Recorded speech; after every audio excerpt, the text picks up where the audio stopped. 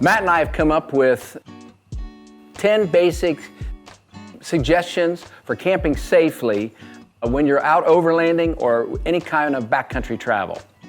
Tip number 1, contact the land management agency in the area you'll be traveling. This is extremely important. You can search online, but it is extremely important to actually make sure that you've checked with them and even called them prior to arriving. Weather changes, animal activity changes, they can become very full. You need to make sure that you understand all the requirements that are necessary for traveling in that area. The different types of land management agencies are the Bureau of Land Management, the National Park Service, the National Forestry Service. Sometimes it can be things like state parks and state forests. Each one of those have different requirements, even in the same areas. Tip number 2 is to top off your tank before arriving. We want to make sure that when you top off your tank, you're ready to evacuate. You're ready to move out of there. You're never quite sure what is going to be available to you when you leave. You may leave late at night and the gas stations won't be open, things like that. Never let your tank get below a half tank. It's better for your vehicle, let alone you never know what's going to be available at another time. You know, from a personal experience with this, I was traveling on the East Coast with my wife when a hurricane made an unexpected turn towards us, and the lines at the gas stations were, many cars deep. And because I had a full tank when I arrived, I was able to, when the evacuation order came, I was able to drive right past those lines and past gas stations that were out of gas and get safely out of harm's way because I topped off my tank before we arrived. Tip number 3, and this can be a tough one, is try to arrive before dark. There can be big surprises in the areas that you go to. And so you want to make sure if you arrive before dark, you get to choose this campsite that you want. You're able to look around, you're able to actually see what may be there and the potential hazards that can create a difficult camping experience if you arrive before the sun is actually set. Arriving before dark will allow you to assess some of the following things we're going to talk about, including number 4, do your best to get off the trail or off the road. To be a safe distance away from trails and roads, as other people are moving down those roads, whether they're on foot or in a vehicle, it keeps you more safe if you're not right on a road, especially around something like a blind corner. So try to get off the road. You want to stay out of dry riverbeds. You want to camp in locations that are not necessarily what you would choose. Too often, dry riverbeds, if you've looked around, tend to be very tempting. You don't expect rain, you don't expect anything like that. We've had experiences where people have shown up and they've camped in places, and 10 miles away, the thunderstorm hits. Now that dry riverbed becomes a river, and it can be extremely dangerous. Another thing to look for is, although the side of the river you may be on appears safe, look to the other side. Make sure there's not a dry riverbed coming in from the other side of the river. If there's a flash flood from that side, the water will pile up quite possibly on the side you're on too. Part of finding the right campsite is going to be to look around. Again, this goes back to making sure that you look for and look around during the daylight. One of the things we've seen over the years is people setting up camps right above dead tree limbs.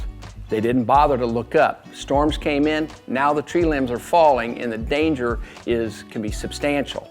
There are things such as, is there avalanche hazard or just rockfall hazard? There's all kinds of things by looking around, not at the obvious. The obvious is the flat space, not necessarily some of the other hazards that could be right around you.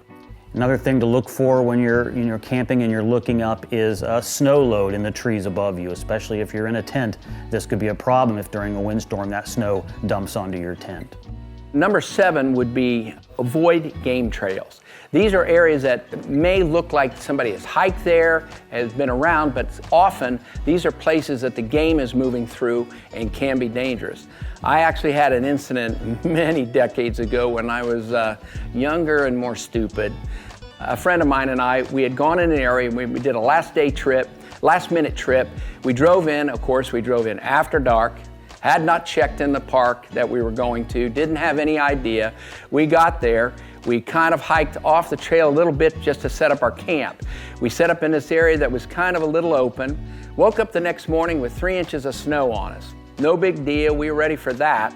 But then we walked out. As soon as we got back to our car, all of a sudden we had game coming down that trail we had just walked in. Actually pretty dangerous game. And realized we had made some dire mistakes that could have been quite hazardous. And so again, the idea of making sure that you understand everything that's going on around you by just paying attention can be pretty important. Number 8, you want to stay off at ridge tops.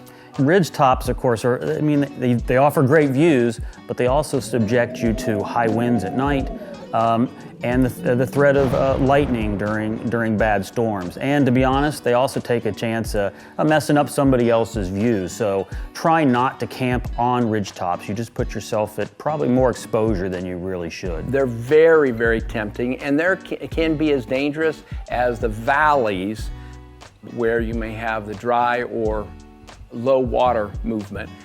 Again, all it takes is one storm that you're not expecting to come in on, and you've got now a very hazardous situation. Tip number 9 is a little bit tougher, and that is it's probably best if you try to cook and store your garbage away from where you plan to camp for the night. You know, we're not just talking, attracting bears here, but can be skunks, raccoons, even flying squirrels will come into the smell of food overnight. So many overland vehicles are set up for, cooking right out of the back of them. So you just have to really run a really clean camp. Eat the food you bring. Don't have a lot of waste. And when you do take your trash for the night, don't store it there right under your vehicle or next to your vehicle. Put that 200 feet, downwind if you can, and learn how to actually hang a bear bag if you need to, or use the facilities available at the campground if there are bear boxes there to keep animals out of your food stores and your garbage. Don't blow off the land management agency, because they will give you the direction of what you need to do this. It is pretty important. Even though most of the time we're really worried about bears, things like that, skunks can have a devastating effect. Illness issues, you can end up in an emergency room if you've been hit by skunk, let alone the person that is with you is not going to want to be around you. Tip number 10 is one that just comes into play from time to time. Be thoughtful about setting up privacy for your toilet situation. So that may be, when we've done river trips, we've had women will go upstream along the shore, men will go downstream. So you kind of segregate your bathrooms there. The other thing we worry a lot about is people wandering off too far, especially at night. We've had situations on our own where we've had individuals so afraid of being seen that they wander distance to the point that they become lost. We have to go find them. We had one particular incident, and won't give the whole name, but her name was Heather, and she had decided to take a walk at night. It was pitch black. She went so far that she, for hours, was lost, wandering around. The next morning, just as the sun was coming up, one of the other students that we had, he basically was standing on this little mound of dirt, ready to relieve himself off the top of it, and Heather was sitting there. Heather ends up jumping up, runs up, gives Sean a big hug, which scared him to death, and then comes over and yells at us that we hadn't come looking for her. We didn't know she was gone. Yeah, so she says to me that she was planning on crossing the river to find us. Well, did you cross the river when you left to go to the bathroom? Well, no. So again, it stunned us. We would really encourage, if you don't have any backcountry navigation skills, at the very least, turn around and look where you've come from. And certainly at night, don't feel the need to go so far to go to the bathroom. Everyone has different concepts of being able to navigate. There have even been some deaths because people tried to use technology in that navigation, and this has to do with all of this, and it's kind of the caveat that we put to every bit of it. Prepare. Make sure you prepare for what you're going to be coming up against.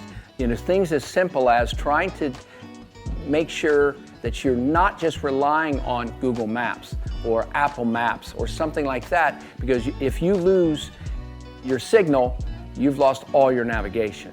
These are very, very simple things, and it has to do with everything we do for overlanding.